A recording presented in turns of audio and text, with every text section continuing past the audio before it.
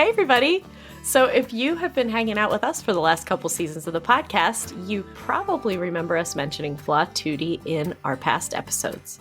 Our friend Molly Sharp, who incidentally was also a guest in season 1, started Flaututi to share her awesome duet arrangements of standard viola rep, which are great for teaching, and it has now grown into a wide-ranging catalog of one-of-a-kind resources for violists and beyond. Steph, do you remember when we played one of the duets from a holiday bundle together? Yes, it's one of my most cherished holiday memories. Aww. But actually, one of my favorites is something that all string instrumentalists would love. It's called Making Double Stops Ring, a guided exploration of just intonation.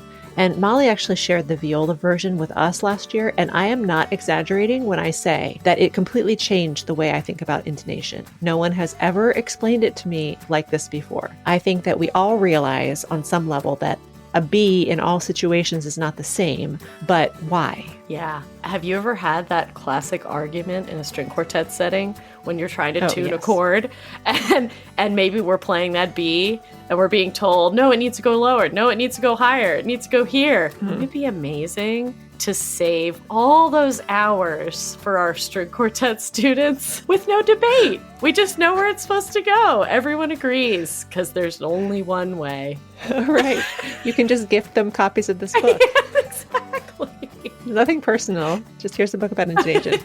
Well, Molly has made it easy for all of us to play in tune. So whether you play viola, violin, cello, or bass, there's a version for you. You can find this pragmatic book, viola duet arrangements of classic viola repertoire, and so much more at vlatutti.com under Marketplace, or look in this episode's show notes.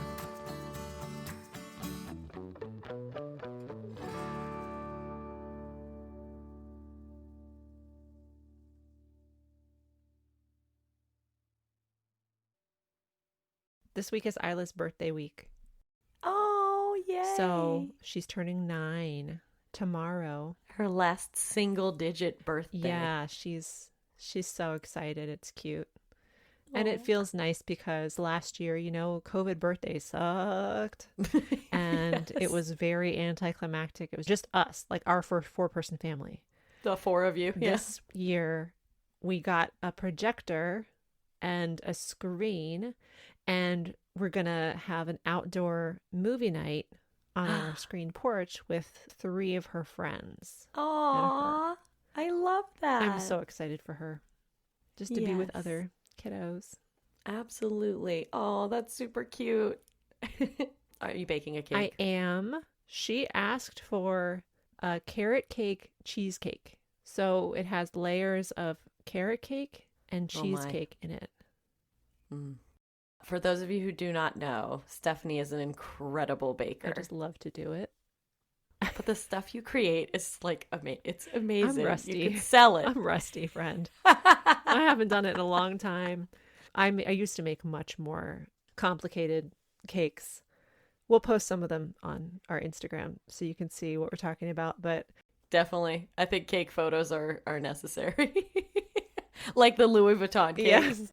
You gotta post a photo of Jim's Louis Vuitton cake. Our friend Jim Kelly, who's the president of the National Philharmonic, and he's a violist also. He's like such an amazing friend.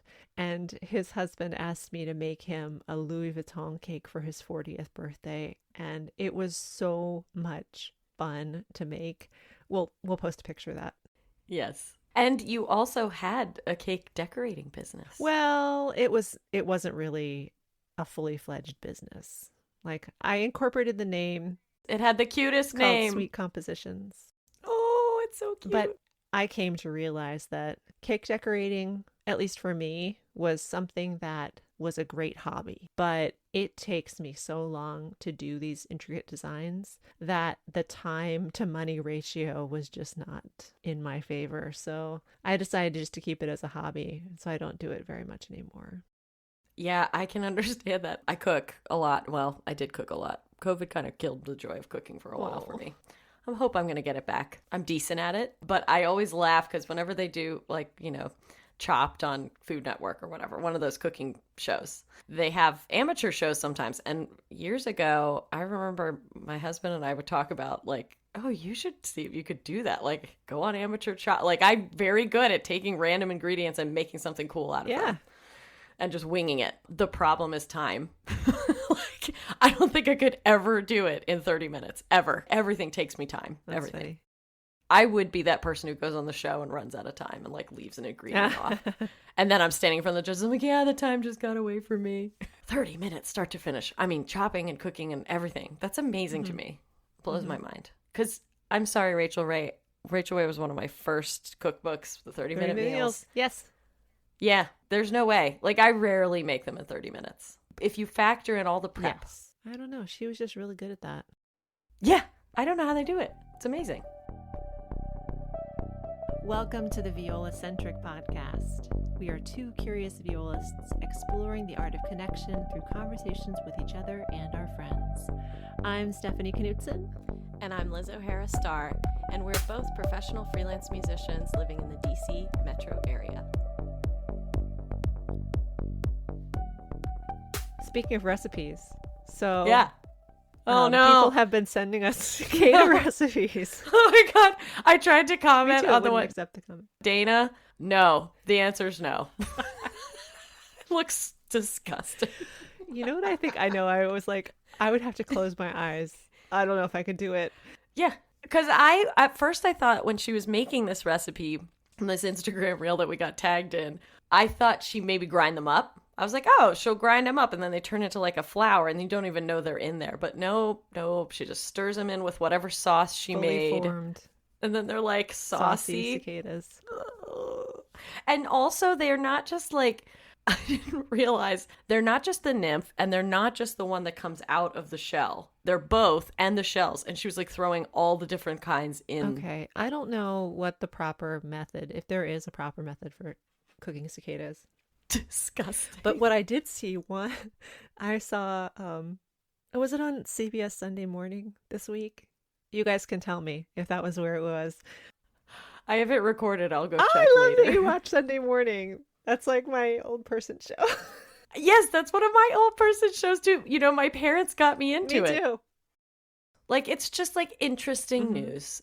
Doesn't it feel more all-encompassing of the things going on with humanity today? Yes. You know, rather than just doom and gloom, like for 30 minutes or whatever. It feels like a very, not in a bad way, but bland version of news. Yeah. It's nothing super extreme. There's no really big extreme viewpoints or anything like that. It's kind of both sidesy. Yeah. But it's something that's easy to digest on Sunday morning. And there's usually, without fail, there's just like one reporter on there who always does like the piece that makes you cry. But anyway, so Sunday Morning had a segment about cicadas and these people who are like cicada heads. And they oh god. And they made cookies. No. With the cicadas. No. And you know how we make them at Christmas time. They're called blossom cookies. So there's like a cookie and then in the middle there's a Hershey Kiss. Well, it was like the same thing but with like a cicada in the middle. And he's like, well, you have to eat around the cicada, and then the cicada's like the good bite at the end. What? That's your last bite. And I was like, friend.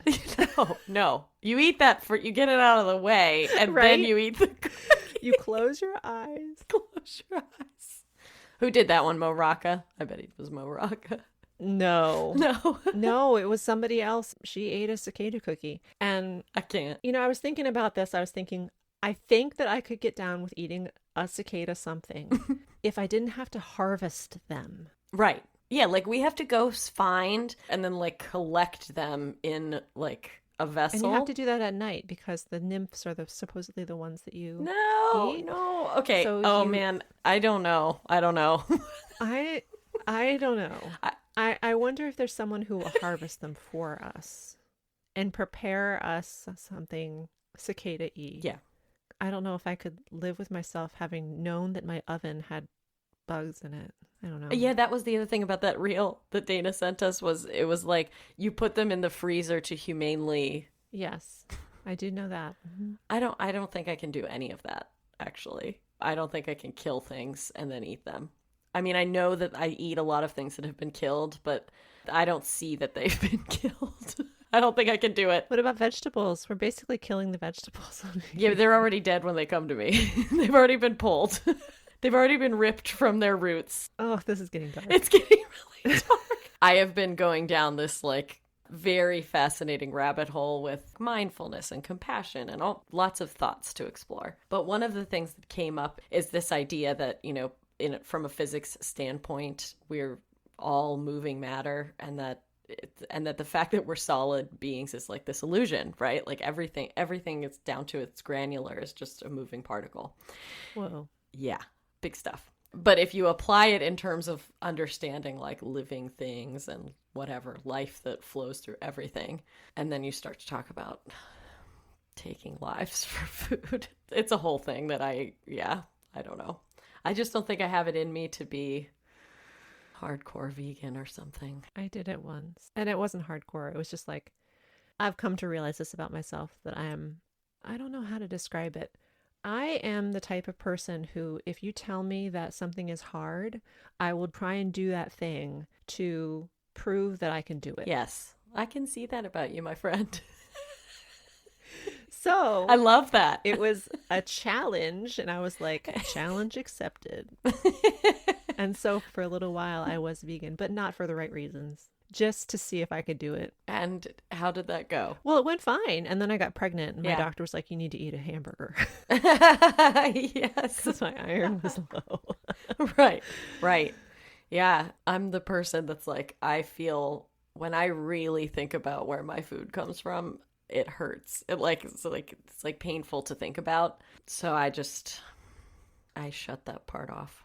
I just do it. Yeah. I think it's really hard. You kind of have to pick your battles, Yeah, your mental battles. that's right. Because there are so many things. And I mean, this world is so cruel, and there are so many dark things happening all the time that if you let yourself get sucked into every one, and I know there are a lot of people who have trouble with this, and I really feel for you. I'm an empath, and I really have to struggle sometimes to just shut it down. Yeah.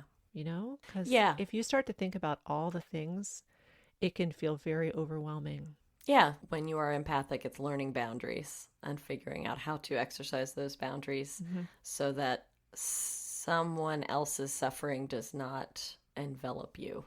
Mm-hmm. And I continuously learn that lesson. I learned that lesson. I've been learning that lesson my whole life and probably will continue to do so. Mm-hmm. And sometimes you don't even realize when you're in it, But that's the thing with food. We just try to really know where our food is coming from. We work with small family-owned farms for procuring meat and things like that. So that's where I don't know, try to make a difference that way. It's overwhelming because it always feels like you could be doing more. Yeah, of course. There is more you can always do, right? Yes. But I mean, you have to draw the line somewhere. Yep. Unless I'm going to move to a commune, have my own farm and grow my own vegetables, which is not what I'm willing to do. Stephanie, I don't know. Commune keeps coming up. It keeps coming up. Is this the future of Viola-centric? The Viola-centric commune? Anyone who's interested, just let us know. Message us. Tell us what skills you have to offer to the commune. Yeah. And we'll start taking applications. And then I know the perfect place we can go. It's not that far away. Okay, it has to have a good water supply. Yeah. Be on high ground, away from the coast. I'm sorry it can't be at the beach. Well, can it be 15 minutes? Well, I mean, we have global warming to contend with here. Rising sea levels. Oh my God, all the problems. Oh no, here we go again. It's true. It is true that idea of like trying to pick your causes, like the focus of your life. Like, where are the places I most want to put my energy? Mm-hmm. So we're winding down. Yes. For our first season. But not before this next amazing guest. Oh my gosh, you guys. Viola Mom. We're so excited just to talk to her. And you guys you're going to love her. Mm-hmm. We had never spoken before this interview. That's right. And Liz and I really didn't know what to expect. I mean, we've all been watching her meteoric rise on TikTok and all the related, articles and hubbub. But we really didn't know what to expect. And you guys, she's such a warm person. Obviously, she's an amazingly talented musician. Just great stories. Yeah. What did you think, Liz? What were your impressions? Oh, I loved her. She's funny like you'd expect her to be if you've seen her videos, they just make you laugh out loud. And also very creative, so much creative energy, which I think is such a great, refreshing thing. It's just always wonderful to meet someone who's full of ideas and always looking for places to fulfill those ideas. I think what's really cool is hearing Rebecca share that she has been introducing classical music in a way that's accessible and humorous and fun, and from the very youngest ages. That's a passion of hers. It's like a very strong passion of hers. And that really resonated with me because I think we're talking about these ideas that, we have to find a way to make it digestible, make it approachable if we want to grow our audiences, if we want to have new audiences. And she's like having a blast while she's doing it, but she's doing the work, which is so cool. Yeah, I just love it. I'm excited to see where she takes this. I feel like she's got great ideas. So anyway, that was my takeaway, was like, here's someone who has a mission. Yeah, so it was really just amazing to talk with her. I think you guys are really going to love this conversation, but please let us know. Yeah. Send us questions, send us any reactions, anything you want us to talk about. We are going to do a mailbag episode, so yes, we want to hear from you. Ask us anything. From the time that this episode comes out, we'll have about a week or so, and then we're going to do mailbag. So we're going to include shout outs to our listeners that have reached out to us throughout this season. We're going to share with you a little bit about our experience with this podcast, but we would love to hear questions, perspectives, thoughts, things that, you think we should share on the last episode of the season and going forward. It's exciting. I can't believe we're like wrapping up our season. I know. It feels weird. It feels super weird, but I'm also excited. I'm excited too for the time. Stephanie and I we're going to take a break. We're going to take time together and like plan and come up with new ideas and some more vision for what we want to going forward. So again, if you have questions or thoughts, even if it doesn't make the mailbag episode, reach out to us, let us know what you think, because we're full of future ideas and possibilities. Yeah, and actually, you can catch us at the American Viola Society Festival, which is online this year from June 2nd through the 5th. We have a virtual booth there. You can request meetings with us. You can send us messages. We're going to put up a welcome video up there. We're going to have booth hours, so come and say hi. Yes. If you're going to be at the festival anyway, please. We want to connect faces to names, and we want to connect with you that way too.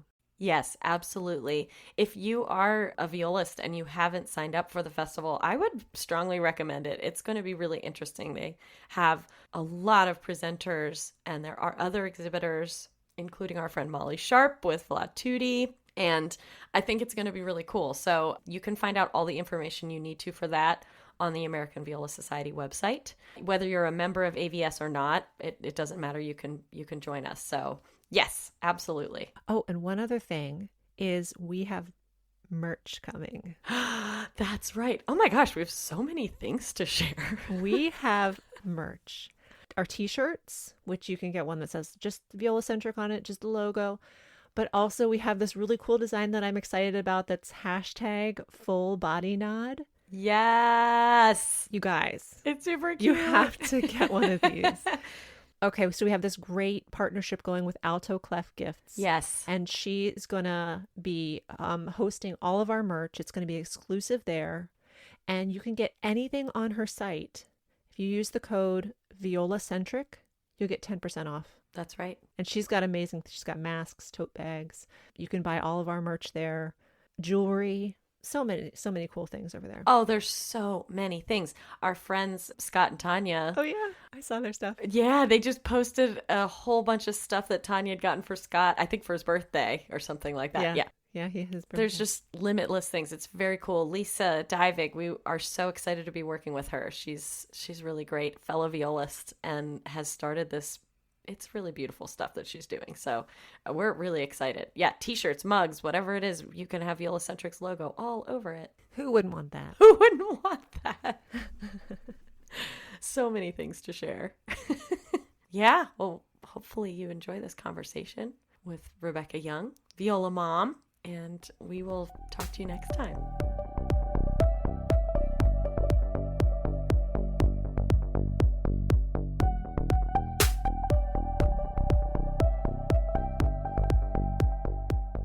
Try and behave myself. Don't do that.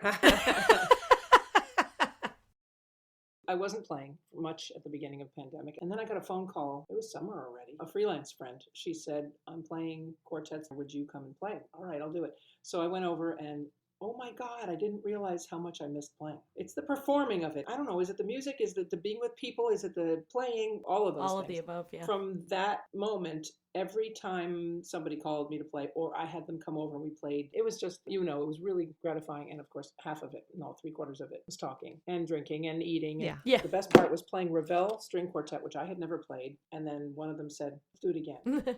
And I'm looking at the cheese and the wine. I'm like, okay, let's just do it again. So we did it again. And then we ate, we feasted. And by that time it was dark out. I had to go and get a halogen lamp from the garage because she said, can we just play through it again? I said, yeah, all right, let's do it. Yeah, I think this time gave us the opportunity to reconnect with the parts we love about what we're doing. You forget about it when we were in the hustle and bustle of what life was like beforehand. Yeah. I mean, your schedule must be, you guys have how many weeks season? Well, it's 52. We have 6 off usually in the summer. I don't think there's such a thing as usually anymore. Right. And here or there during the year we have some time off, but not much. And the orchestra job is hard enough as it is. And especially if you live in the suburbs and you have the GWB between you and the West Side Highway and the hall. But I do the very young people's concerts. I do a lot of chamber music. I think we work, at least this is what I've heard, is that we work more than any other orchestra in the world. Wow. Which is great. I'm not complaining. I'm just saying that the schedule is very, very busy. Yeah. I've had a hard time saying no because I like the stuff that comes up. I love the chamber music and I love the very young people's I'm not going to say no to because that's the kind of stuff that I really like to do. I love that you're doing that, by the way. I love watching the videos of Bernstein doing those. How did you get into that role of you host them, right? I host the very young people's concerts. Those are for 3 to 6 year olds. Oh my goodness. The young people's are more geared for 6 to 12 year olds. Okay. I've done those too. A bunch of years ago, well, I had done one with Yo-Yo and Manny Axe and some other colleagues of ours. I think it was the Phillips brothers. Anyway, we were in Carnegie Hall and they asked me to do it. And somehow I ended up having the speaking role, like being sort of the MC of this whole thing. And I was almost overwhelmed at how difficult and how scary it was. And I had a big script written on my stand and big letters. And because I didn't want to screw up with these guys. But that was the first time I did anything like that. And I loved it. It's like a first boyfriend. You remember every detail of everything. Yeah. I'm kind of the not troublemaker, but if we have a meeting because we're doing some kind of special project and they say, does anybody have any kind of other talents that they would like to do? Or would you be willing to stand up and do something? And people in the orchestra will say, Becky will do it. So when they went to do the very young people's concerts, they had started them a year before I joined them. And there was a different host. I didn't want to do it. It was a small kind of grassroots within the orchestra group that wanted to do this. And it was a string quartet and they'd have one guest, like a horn player at this concert or a harp player at this concert and a host. So I said, no. Between the commute, all those things we talked about already, I don't want to add anything to my plate. I'm so bad at saying no, though. And Carrie McDermott, actually the violinist, she said, you know what? It's a half-hour show.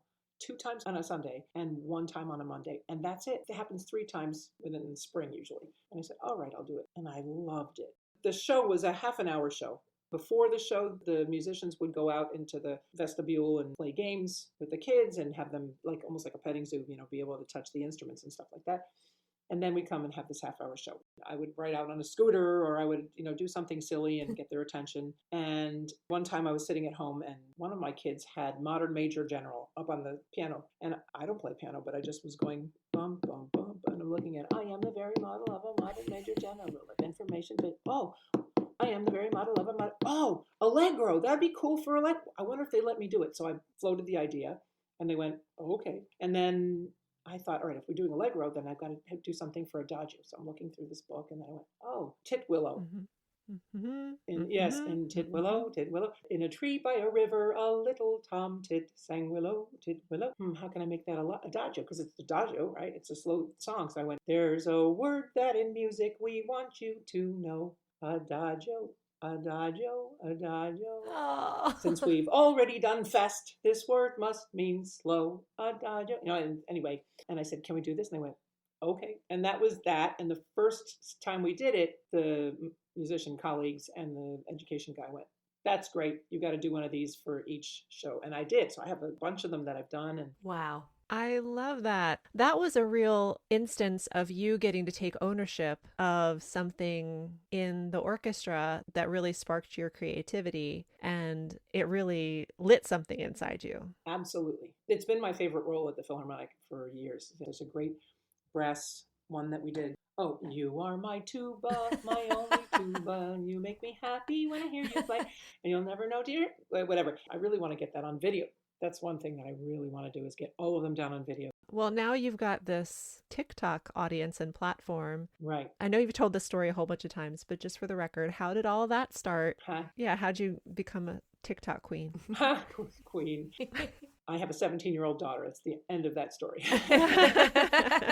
Emma would come over and constant. She's putting her phone somewhere and grabbing me by the arm. Okay, Mom, we're going to do this. We're going to do this. Okay. I love that she included you. Oh my God. And she knows I'm not going to do what she does. I can't do it. And then there was one time she said, Mom, come here. And she's sitting at the table and I'm looking over her shoulder and she's showing me this classical violinist and he sounded really good. And so we duetted it. We split the screen in half. You can see us, but you can't hear us. And I'm just looking over her shoulder doing nothing because I don't know I'm supposed to do anything. And he says, this is what you play when you want to impress a beginner. And he plays something really well. And then he plays something for intermediate. And then he says, this is what you play when you want to impress an advanced musician. Da, da, da, da, da, da, da, da, Sibelius, right? And so my daughter, not knowing what it is or anything, she looks up at me like she's impressed and she said, Mom, do something. And I went, I'm impressed. I must be an advanced musician. I'm an advanced musician. Whoa, whoa. You don't hear it. You just see me, making the... And she goes, Mom, look at the numbers. It stopped at around 8 million views. And the comments were, Queen, like you said, oh, Viola Queen. Is that Rebecca Young? That can't be Rebecca Young. Is that Rebecca Young? Like, who knows who I am? Who's looking at these things? I thought they're all teenagers. But it's people of all ages and from every walk of society. And it was fun. So, of course, one of the comments was, we have to hear your mom play. So she sits down on the couch and she says, play something. What am I going to play? So I did, brand, da, da, da, da, da, da, one of these things. And it was silly. And the way she put it together, she knows, and just like cut it up and piece these silly things together. And it was chaotic. And that was one of the comments that people said. They enjoy the frenetic and I can't remember how they put it. I should be insulted, but actually it was fun. Then we did another one. She said that so many people asked for Devil Went Down to Georgia. I said, well, I've heard of it, so I learned it. Time out for 1 second here, Becky. You played Devil Went Down to Georgia on viola? Yeah. Every single person in my family is like, when are you going to learn how to play Devil Went Down to Georgia? Okay, here it is. People asking for this song. I mean, there's only one thing left to do. I need to play it.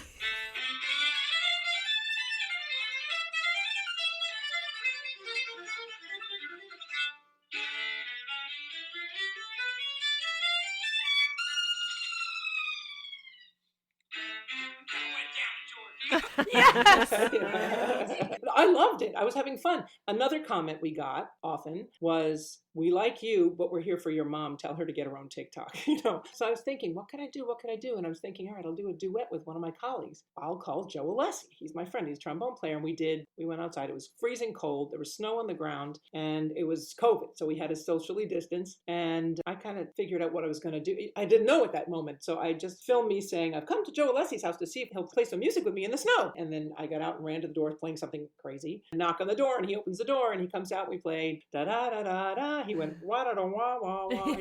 And it was so much fun. And the neighbors were walking down the street and they stopped to watch. And so I posted it and it did pretty well. And then I thought, all right, let me try somebody else. Cindy was the next one. She said yes. And then I went to our tuba player and then I went to whatever idea I came up with.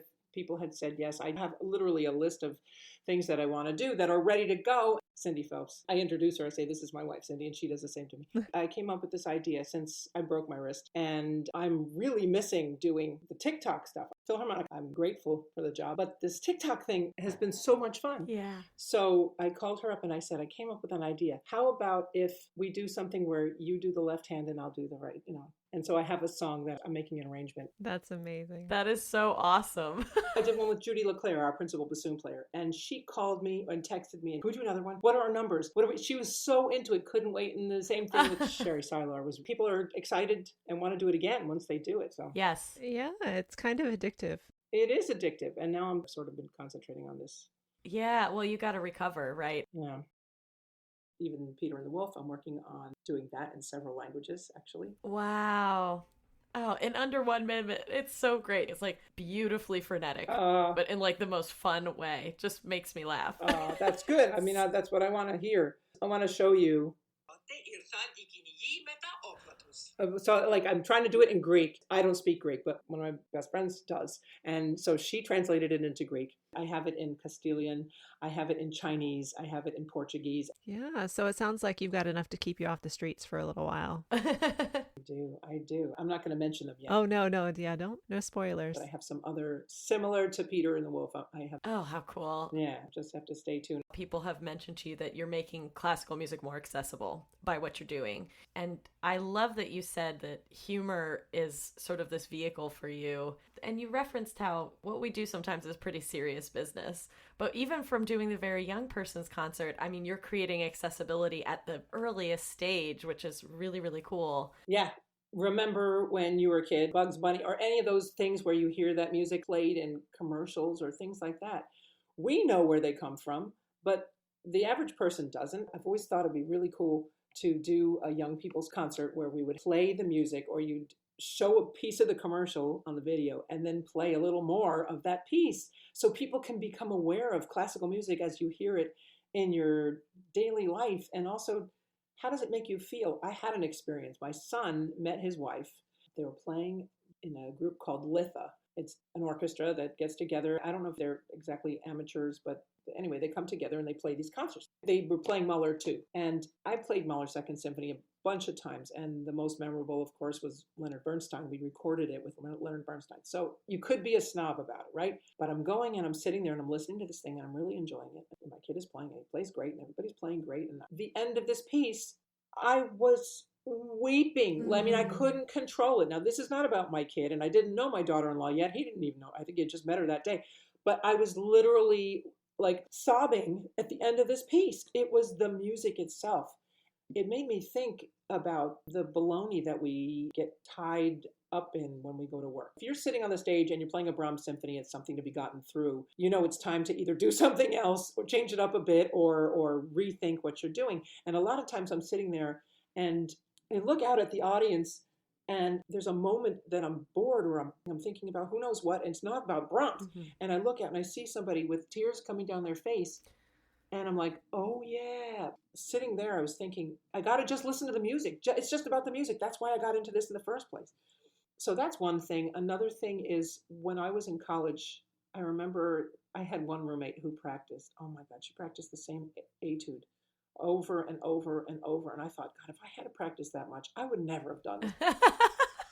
I wanted it to be fun. Yes. So we'd play chamber music, get into a chamber music rehearsal. And at the end of the thing, I'd say, okay, before we leave, can we all sing our parts? And this is not one of those, if we sing, then we'll know how we fit in. No, let's just sing. It'll be fun.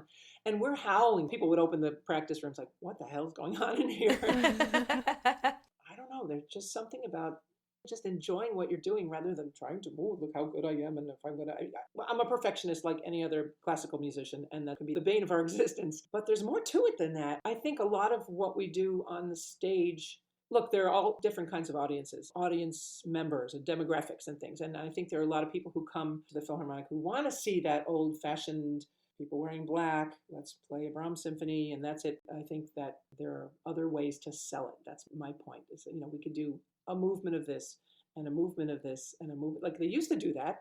100 years ago they used to do. Oh, like a sampler kind of idea. I think we could do that kind of thing. And then the other thing is that I have found, check this out. I had this idea to do a very young people's concert to the board members, because maybe somebody will be interested and then we could have them sort of be our sponsor. We could get a little more funding and then we could do more concerts here, there, and everywhere. And I thought it was going to be board members and their grandkids, or board members and their children, and there are no kids in the audience. And they told me this backstage. I was like, oh, goodness. So I came out on stage and I'm wearing this black gown with a pink feather boa and Converse sneakers that were mismatched and everything. And so I came out on stage as I normally ran out and I said, okay, hi everybody. We're just going to do this as if you're the kids. They loved it. And I think a lot of parents love what we do anyway. They have fun.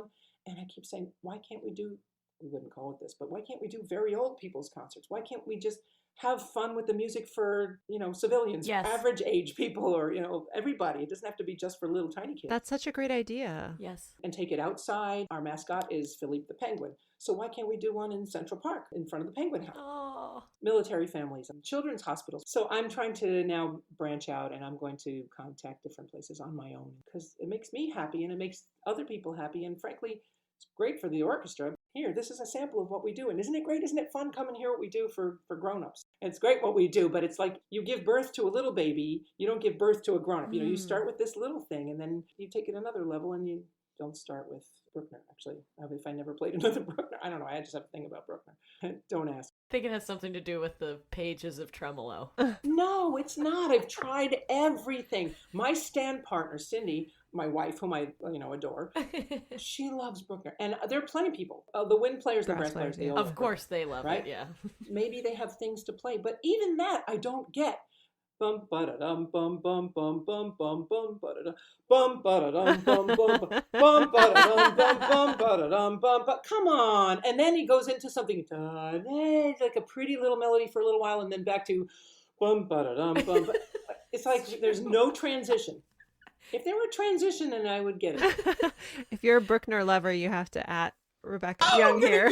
Hate mail. Oh, you can at me too. I'm the same way. Doesn't it always feel like someone's trying to convince you about how great Bruckner is? I have this great t-shirt that I wear every time we play Bruckner. It's a picture of Bruckner and it says, friends don't let friends listen to Bruckner, which I love. So I don't like Bruckner, but I love Broadway shows. Every spring we were doing, they called it the Spring Musical. And I just love it. And my stand partner prefers not to do that stuff. And she loves Bruckner. So it's always like stroke her arm while we're going through. It's okay, honey. This is going to be fun. And I'll bring her candy during the Broadway stuff. And when we're doing the Bruckner, she'll bring me candy. That's support right there. Yeah, it is. I don't have an agenda other than to have fun and to get the stuff that's been in my brain out, express it. Yeah. And it's really, really fun. And what I also love about TikTok, I'm not married to TikTok. I'm happy to do longer videos and I have a lot of those in my head. But the TikTok part that I really enjoy is that it gives me parameters. So what can I do in 59 seconds? That's it.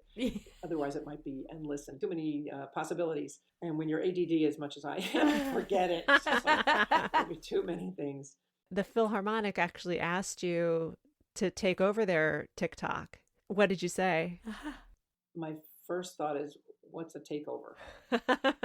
I go in there and wrestle it from them. I don't know what that means. Hijacking. Exactly. But then when I thought about it, I'm doing what I want to do. And this is for me for the first time in, I hate to, everybody put your mutes on. 35 years I've been in the Philharmonic. And this is the first thing that's mine that's not related to the orchestra. Still, I wouldn't mind. I have some ideas to do some for the Philharmonic. I just don't want to give up my autonomy. Yeah, we've had lots of conversations on this podcast actually about feeling like an individual in a larger ensemble. We're section players. As a section player, you don't have quite as much leeway. So it's hard to feel like you are your own entity. Yeah, there's very little room for self-expression in there. And, the conductor's waving his stick in your face and saying, got to do it this way. And you have to fit in with your colleagues and you have to listen to everybody else on the stage, but you can't stick out. So sometimes, I probably shouldn't tell you this either, but sometimes just to have a little more fun, we'll be doing something, any kind of requiem, something that has German words and there's a chorus back there. And when they sing, they're singing in German, but sometimes there's a phrase or a word that sounds like a different word. Yes. And I'll write it down on my stand. That's during rehearsals.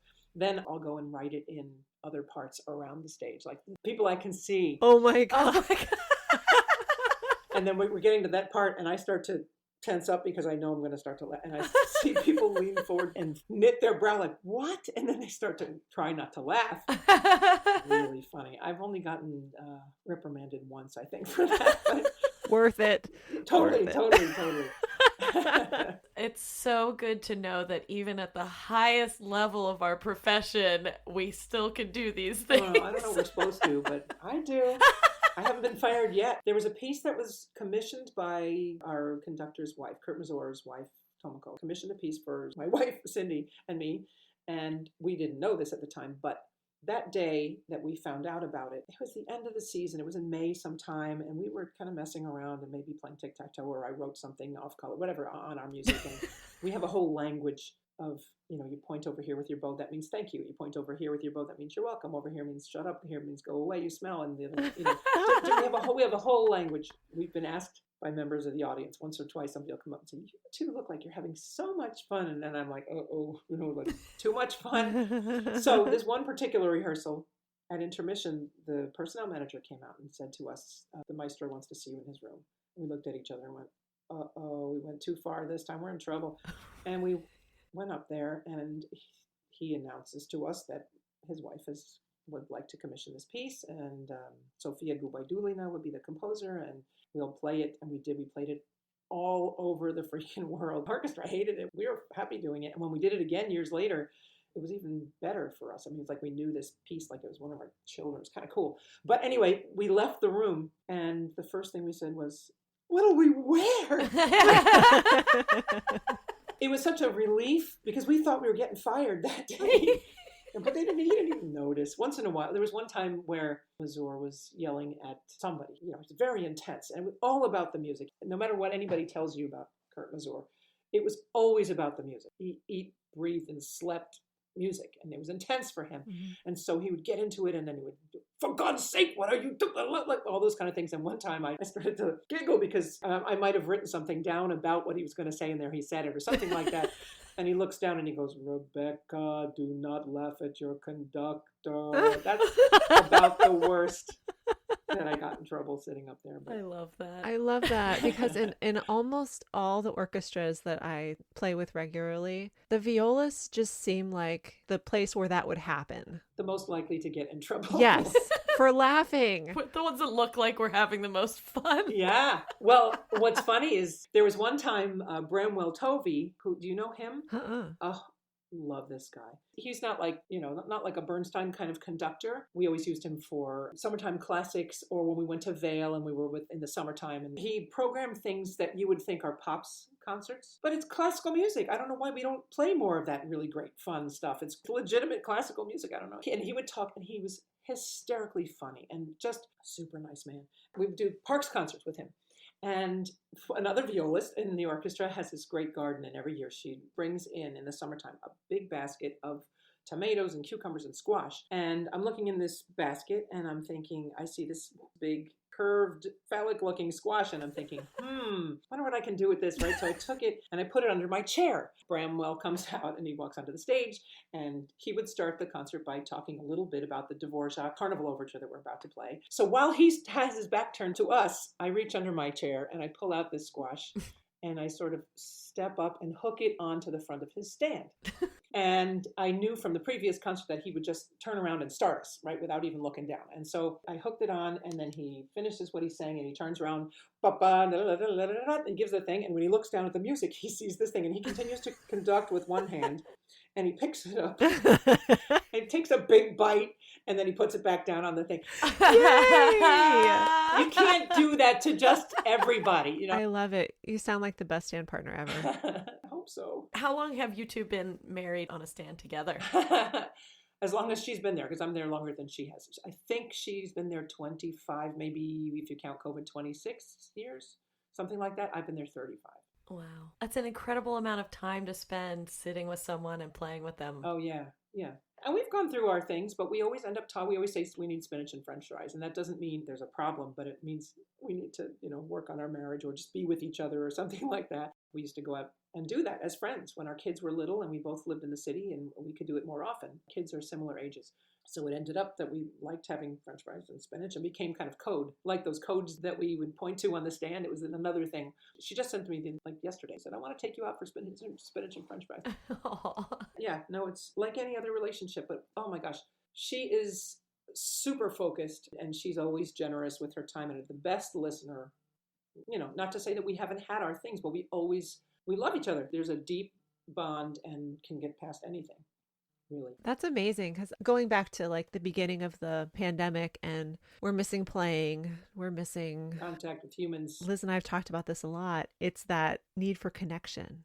And we have connection with our colleagues in a lot of ways. We have it musically, we have it personally, and also the connection with the audience. Totally. I have to say that I told you that I started playing with friends on their porches and in my driveway and on my back porch. And then we decided to invite some board members or audience members that I've become friendly because I sit on the outside of the stage there. In fact, this morning I was walking the dog and I called the Chimas because I haven't seen them in a long time. And I met them through the audience. There was one year where at the end of the season, they handed each of us a bag of, I think it was 4 bottles of, they're from Argentina, Argentinian wine. Oh, wow. And they said, you have no idea with this connection that you have made our experience so much more personal. Yes. And we love it. And we'd love to take you out for dinner. And I can't tell you how many Argentinian restaurants we've been to. And there was one summer where I said, we keep saying, we've got to take you somewhere or do something for you.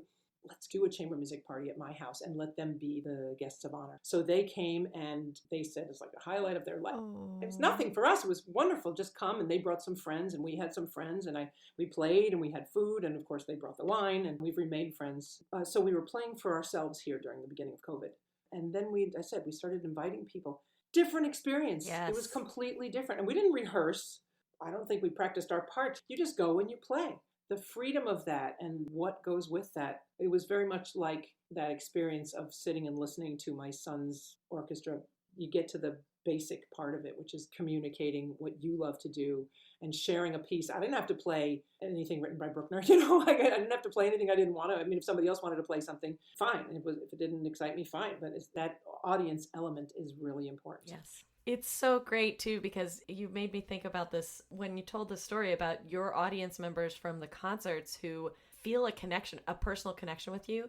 And I will admit, and I think this is probably true for most of us, whether we're freelancing or we're full-time somewhere, that so much of the time it's like, hop down in your chair, play your concert, really disengaged from the people sitting in the audience. That's right. And these are the people who are really interested in what you're doing and would love to engage with you. I've never even, up until this year, and we kind of learned a little bit of trial by fire because we started doing these live stream shows. And on a live stream, people are constantly commenting and reacting. And so you're looking in between pieces. We would talk to the people who were there. Wow. Yeah. Which you don't do in a typical orchestra concert, but the relationship that you can build with a supporter, the relationships you can build with supporters by just fostering that connection that's a fascinating thing to think about. Absolutely. I had an experience. There was a tour that they wanted. The orchestra wasn't going on tour. They were taking 7 of us to play chamber music for the board members in Italy. We were going to Milan and we were staying at the Ritz-Carlton and then we were going to stay at Lake Como. Wherever the board members went, we were going to have dinner with them. By the way, we also went to La Scala. We had to travel along with them to La Scala. Zubin Mehta was conducting. And guess what the piece was? Bruckner 8th Symphony. Oh my God. Your fave. But I did it. But the most amazing part of this whole thing was having these dinners. We'd play chamber music for these people. And then they would have some kind of really special dinners with, one of the places, it looked like the inside of a Fabergé eggs. Is that what they are? Wow. It was amazing. And Mozart had played there, or at least that's what the story was. But the connections we made with these board members, and not because they were board members, I'm not saying that's important, but they were audience members and they were people, they were human beings. And I've made really good friendship. Literally, I knew these people for years and didn't know them. I know, this one's a hi, nice to see you, that's it. But now we're really good friends. And we've kept in touch through COVID. And it's not because ostensibly it was, you go because it's for work, and boy, was it a lucky assignment. You know what I mean? Yeah. But really, there was a connection made because of the music and because of being able to talk to them after and answer their questions and find out about their lives and how this relates to them and how did you come to this. And I love that part. That's the part that I like. I hate to say more even than the playing. I mean, I keep saying with my wrist injury, I'm hoping I'm going to get back to it. I mean, there's no guarantee. But I like to perform. So it's not so much the viola. I'm lucky I can play the viola, and if I can play it well, I love to do it. And I'll continue to do it if I can. But if I can't, as long as I can reach people through music and connect with my colleagues and bring that to kids and grown-ups and animals, play for the animals. I'd love to do that. Yeah. I think that's a really sophisticated place to have come to, because I think a lot of us identify ourselves as our instruments, and that you've been able to strip it down to knowing what part of your job is so meaningful to me, driving you. Yeah. That it's that connection and that it's the performance. And it makes it easier when you're put in a situation that, you're injured, to still be able to get fulfillment and not feel like this sense of dread. Thank you, TikTok, too. You know what I mean? I did that Peter and the Wolf, and there was one that I had called Banter with Becky. It was supposed to be a series, and I'll get back to that because I actually like the name. I've always liked the name. That's fantastic. It came on a little notepad that my mother bought me when I was a little kid, and I've always liked it, and I wanted to use it. But I love that. This is another thing somebody told me, and I've identified with this thing always. I think it was a friend of mine who's a psychologist or somebody. On the card, it says his name, and his title is Human. And I've always felt like I want to say human before I'm violist. You know what I mean? Yes. This is not who I am, although it kind of is. If I didn't play it anymore, it's still, people would know me as the violist, I think. I've always said I'm a mom before I'm a musician. That's a reason why I didn't stay in Boston when I won the principal there, and I didn't stay in LA. I won that job. So I'm a mom before I'm a musician. So I'm also a human. I'm a mom before I'm a human. And then I'm a human after that. For a while I was saying, I have no life. I have no life. All I do is go to work and come home and wait a minute. That is my life. This is a life. This is not a bad life, It's just how you frame it in your mind. Yeah. This is a question that both of you will have some perspective on that I do not yet, which is being a mom and also working in this career field. And I had a friend recently who also has kids, a lot of stuff going on at home. And she was like, you're going to talk with Viola, Mom? Maybe you can talk about being a mom and trying to balance this career because of how challenging that is when you have something that, really is a piece of who you are. And I don't mean the instrument. I love this idea that we're humans first. The viola is our vehicle for that kind of connection, but we can find other ways to do it. But when it comes to that passion that you have for what you do, having that balance as being a mom too, it's something we really haven't talked about yet on our podcast.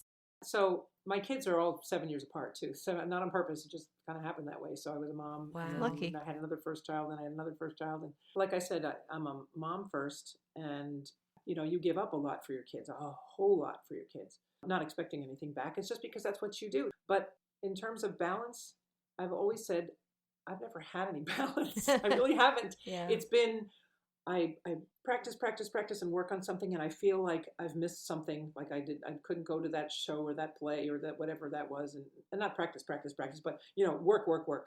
And I would not practice while they were awake unless it was absolute emergency. So that meant my kids were not good sleepers. Midnight is when I took the viola out. If I had to practice something or learn a solo or do something like that, I would take it out. I would learn it, and the next day I would go all droopy-eyed and make it work.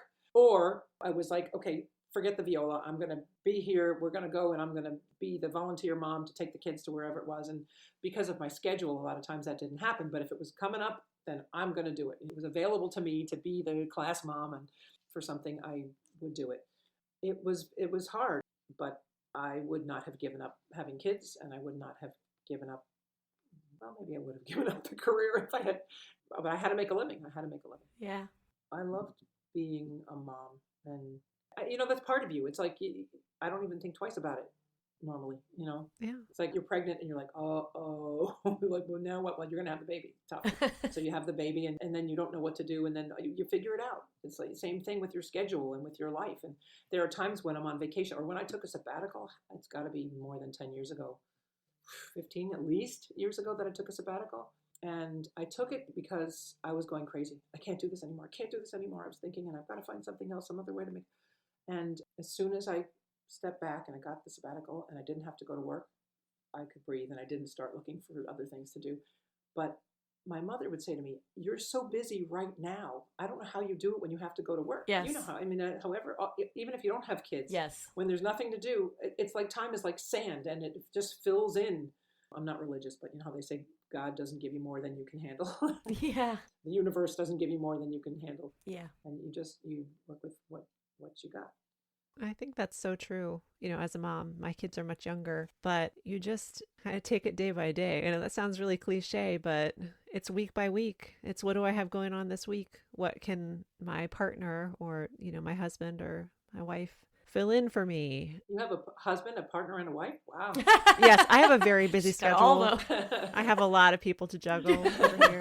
You know, sister wives, frankly, that would be great now, you know, or a village, you know, when you have, Right? I have friends that I said, Yes, you should all live yes. on little cul-de-sacs and have 4 families. And this day I go to work and you babysit. And then you go to work and you babysit. Totally. Yep, let's start a commune. I think we've already been floating this idea, haven't we?